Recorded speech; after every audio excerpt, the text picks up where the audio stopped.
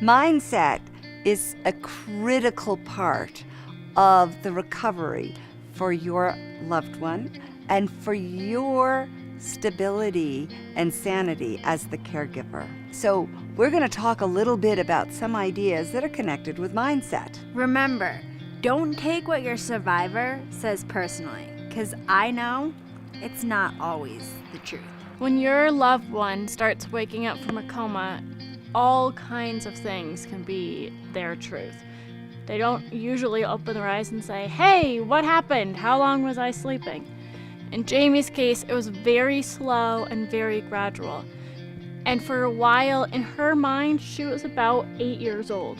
And she believed she had a younger sister who she could recognize in me, her 18-year-old sister at the time, and a baby sister who she could not recognize as our 14-year-old sister at the time. And that was really hard because for my youngest sister, not being able to be recognized by Jamie as she was waking up was really emotional for her. And it was something that we as a family had to help both of them get through, and Jamie to remember that this adult is who she thinks her baby sister is. Because she's not actually 8 years old. She was actually 22 at the time of her accident. And her baby sister was a full-grown teenager. Your survivor, in our case, Jamie, they're going to say things that mean things to them, but they might not really mean what they're saying to you. So one time I was doing some therapy with Jamie, and she used some pretty strong words.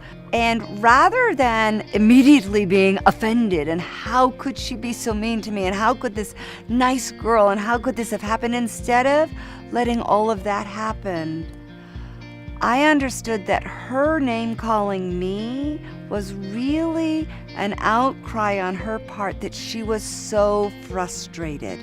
So when we're talking about and listening to our loved one that's been in that traumatic brain injury, as the caregiver, the thing to remember is that the reason that they are lashing out isn't because they are lashing out at you.